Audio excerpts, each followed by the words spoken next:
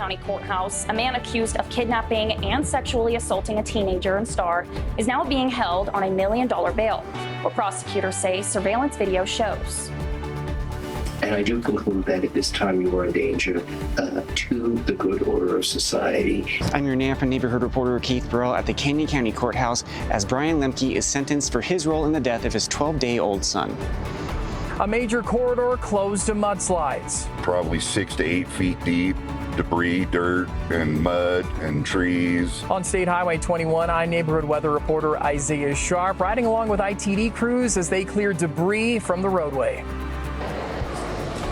I'm Chief Meteorologist Scott Roval live at the Canyon County Fair. It is scorching outside. We're indoors where it's a little cooler, which is good advice with all this heat and the fire weather warnings. We want to talk about the heat advisory, the red flag warning. What's in store heading into the weekend? Is there any relief? We'll have that live from the Canyon County Fair coming up. Connecting neighborhoods across the Treasure and Magic Valleys, telling stories from within our communities. This is Idaho News 6. Thanks for joining Idaho News 6. I'm senior reporter Riley Shoemaker. Tonight, we're keeping a close eye on fires, air quality, and weather impacts in this sizzling heat, including a new fire that's just sparked east of I-84 in Elmore County. But first, prosecutors alleging serious crimes against some of our valley's most vulnerable neighbors. It's team coverage tonight of several stories we've been closely following for you. I'm your Star neighborhood reporter, Greenlee Clark, at the Ada County Courthouse, where a judge just ordered a 29-year-old man be held on $1 million bail. He's charged with kidnapping and sexually assaulting a teenager at Freedom Park in Star. I was in the courtroom as state prosecutors argued Jose Lozano Flores is an extreme danger to the community. They say Flores was watching the 15-year-old victim in the case paddleboarding at the popular pond before he violently approached her, forced himself on her, and pulled her into the woods. Prosecutors also say the alleged assault was caught on surveillance video at the park. Police say they found the victim with the suspect in his car the next day at Quinn's Pond in Boise. The victim told police he threatened to take her to Mexico if she said anything about the assault. Flores will be back in court August 3rd, and the Ada County Sheriff's Office is asking anyone who may have witnessed the attack to contact police. Reporting at the Ada County Courthouse, I'm your Star neighborhood reporter, Greenlee Clark, Idaho News 6. A Boise psychiatrist accused of sexually assaulting a patient is now set to stand trial. I was the only reporter inside the courtroom this morning as a judge heard the final pretrial issues in the case against Alexander Wills. Friday's hearing focused on what evidence jurors could see when the case goes to trial next week. Wills is accused of sexually assaulting one of his psychiatric patients after prosecutors say he picked her up following an appointment and took her to a Boise hotel. He has pleaded not guilty. Prosecutors have said they believe there could be additional victims, though no other charges have been filed. During Friday's hearing, the defense told the court it recently received police body camera videos it believes could be relevant to the case, including footage from other law enforcement incidents involving the complaining witness, whose name has not been revealed. The defense also asked the court to consider other evidence it argues is relevant to the witness's credibility, stating that they were charged for providing false information to law enforcement in a separate California case. The court then sealed part of the hearing to discuss a motion related to evidence, asking everyone except the parties to leave the courtroom for about an hour. But before those closed proceedings began, Judge Cynthia Wallace told the parties, based on the information I have, this case will proceed to trial. Wills will remain in Ada County Jail. He was originally released on bond, but prosecutors say he cut off his court-ordered GPS ankle monitor and was later arrested, extradited back to Idaho, and returned to custody. A Canyon County father who admitted to covering up the accidental death of his 12-day-old son could face up to 15 years in prison. I'm your Nampa neighborhood reporter Keith Burrell, and I was in the courtroom as Brian Lemke learned his sentence. Before learning that sentence, Brian Lemke asked the judge for a chance to prove he is not a danger. I just want to say that I know my actions were wrong. There's not a day that goes by that I don't think about and wish that I could go back and change what I've done. Lemke pleaded guilty in April to failing to report a death and altering evidence after moving Benjamin's body from the trailer where he died before calling 911, then lying to first responders. His attorney asked for probation, arguing Benjamin died in a co-sleeping accident and Lemke was not responsible for the death of his 12-day-old son. Judge Thomas Whitney agreed, but went on to say that Lemke was not being sentenced for Benjamin's death, but said his actions afterward which interfered with the investigation. You're not being sentenced for the death of Benjamin, and that's true. That's accurate. But My job, my duty is to sentence you for the crimes which you were convicted of. The judge first announced Lemke's sentence for altering evidence, and while the maximum penalty is half the length of the failing to report a death penalty, Judge Whitney found it the more severe of the two charges.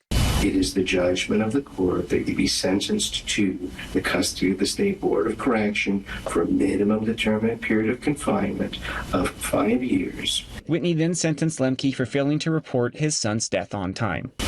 Now on count 1 for a minimum determinate period of confinement of 1 year, followed by a subsequent indeterminate period of custody not to exceed 9 years for a total unified sentence of 10 years. Lemke will serve his sentences consecutively. That means he will be incarcerated for up to 15 years with 6 years fixed. Judge Whitney said it is up to Lemke to take advantage of programming to improve himself if he wants to be eligible for parole after 6 years. Benji's mother, Allison Armenta, will be entering her plea on July 30th for similar charges as well as resisting officers. In Canyon County, I'm your Nampa neighborhood reporter Keith Burrell for Idaho News 6. The coroner identifying the man shot and killed by police in South Boise yesterday as 32-year-old Daniel Konovalov, determining the cause of death to be homicide by multiple gunshots. Boise police say the man had called them in crisis and refused to put down a knife. The incident, which happened near Overland and Cloverdale, is under investigation. We're carefully monitoring the fire situation tonight. Crews made quick work on the Grand Old fire that started last night and burned more than 1,000 acres near Mountain Home Air Force Base. And they contained today's Cherry Fire to less than 50 acres in the Danskins. Further south, the Duncan fire is burning unchecked. It sparked last night and has already torched more than 9,000 acres in the remote Little Jacks Creek wilderness. Just across the border in remote southeast Oregon, the Big Grass Fire has already burned more than 30,000 acres since yesterday.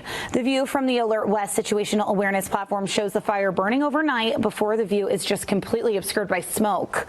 3 new little fires sparking between them. And up by Nissa, the Goldie Fire is holding steady around 300 acres. It's burning on Gold Island.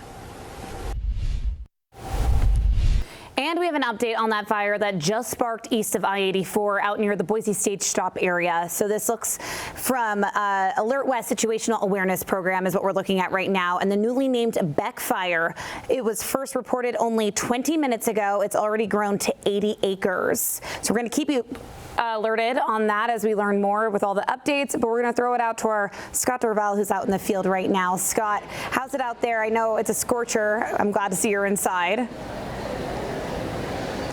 Well, we've been dealing a lot with fire, Riley, since it's been over a month now. It's really ramping up, especially with the heat. Live from the Canyon County Fairgrounds, we're in the D&B Supply. This is the show arena here, the show ring, I should say.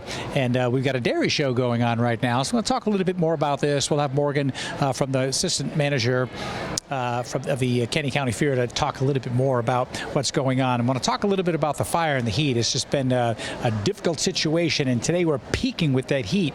Up close to 105 in many locations is where we're going to end up. Let's take a look at the heat advisories, and we're going to take a look at what's happening with a red flag warning. You see the red areas here, the heat advisories in orange, red flag warnings. This is primarily for lightning, and so you see lightning is mostly from Twin Falls eastward, and it's probably going to stay that way for the rest of the evening.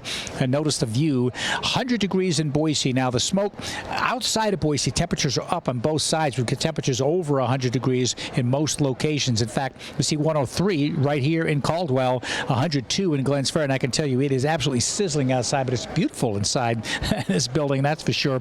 92 degrees in McCall, so sizzling heat. There's a red flag warning in the McCall area as well, and so if a fire starts in situations like this, it will spread rapidly, so please be diligent when you're outside this evening. Temperatures around 100 degrees this evening, dropping through the 90s overnight tonight. We're going to drop to about 70 degrees by morning, just below that most places, and then forecast for tomorrow, still sizzling hot at 101, but not quite as hot as what we had during the day today. We're going to drop it down about 4 or 5 degrees, but we still have the red flag warning in effect for tomorrow. Also the heat advisory through tomorrow as well. So if you're coming out to the Canyon County Fair, it's hot. We're going to talk about Kansas, the main act coming on, the concert scene tonight.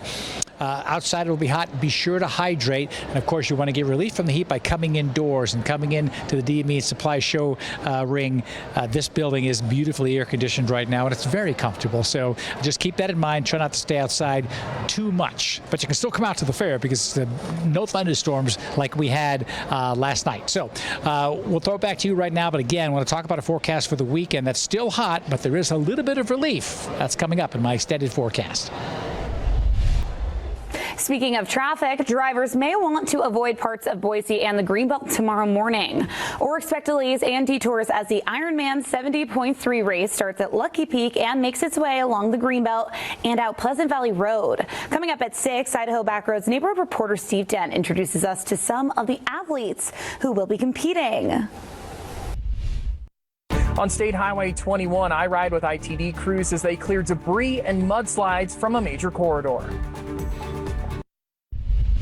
On State Highway 21, I ride with ITD crews as they clear debris and mudslides from a major corridor. After thunderstorms caused flash flooding in Boise County, Idaho Transportation Department crews have been working 14-hour shifts to clear the roadway.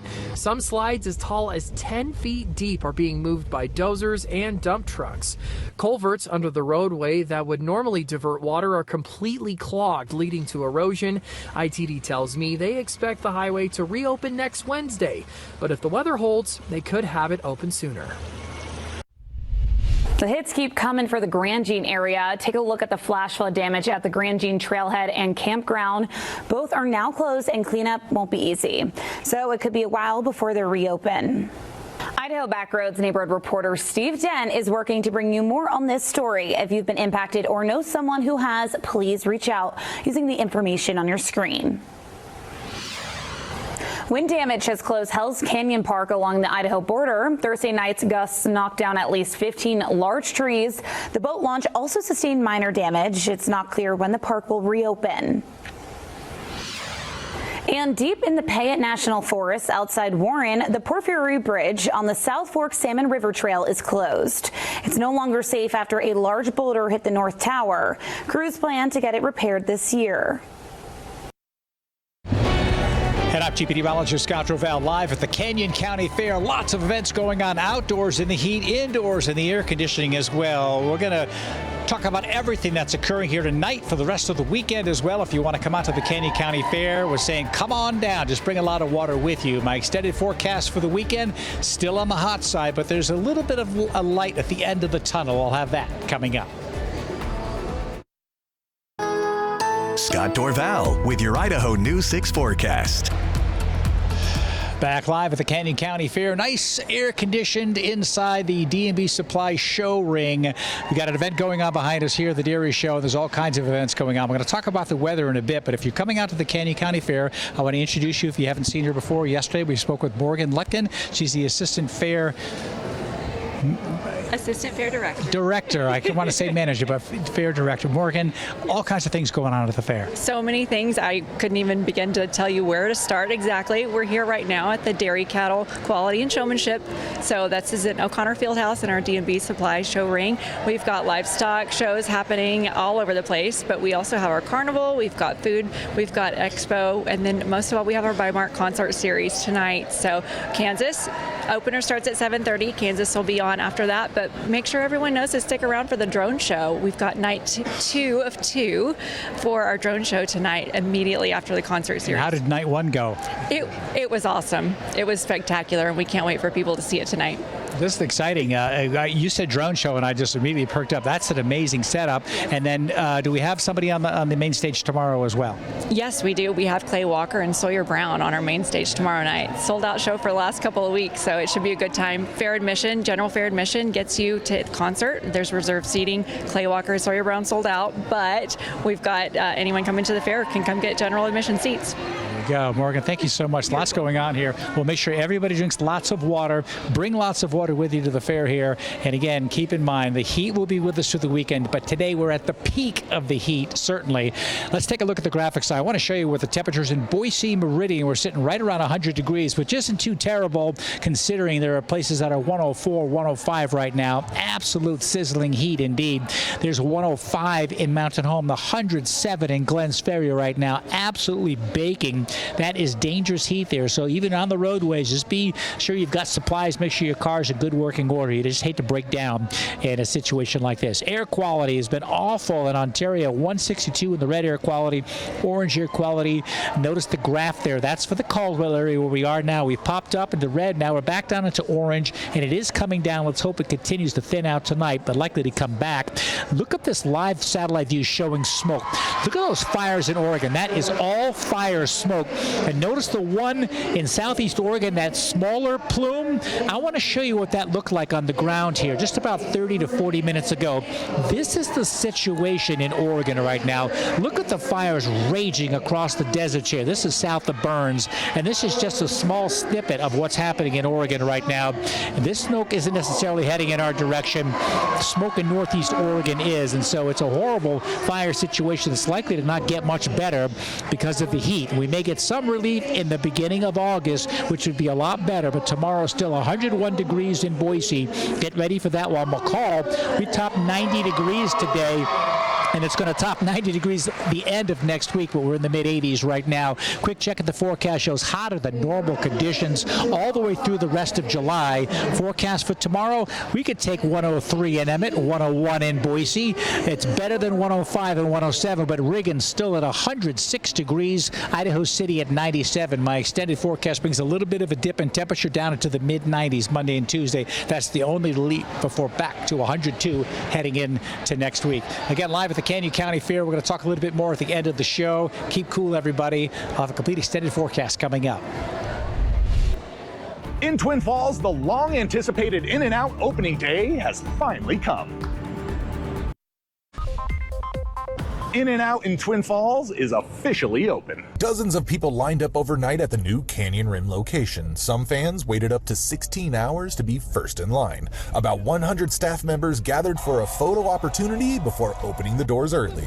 The very first customer in line says he had to be there. Yeah, I've loved In-N-Out my whole life, and it's now right in my backyard, so I had to come show support. This is the 4th In-N-Out location in Idaho. It also is the first outside of the Treasure Valley. Company leaders say they chose the spot overlooking the Snake River Canyon because customers asked them to come.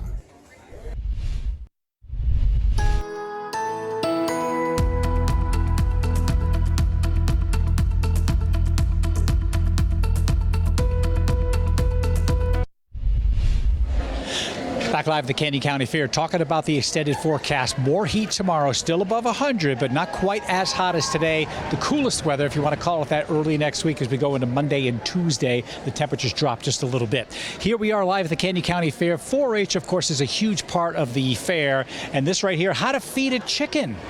How to tube feed a chicken. This is pretty cool. So we're going to talk a little bit more about what's going on with 4-H coming up tonight at 6 o'clock. We'll have a complete extended forecast as well. Have a great evening, everybody.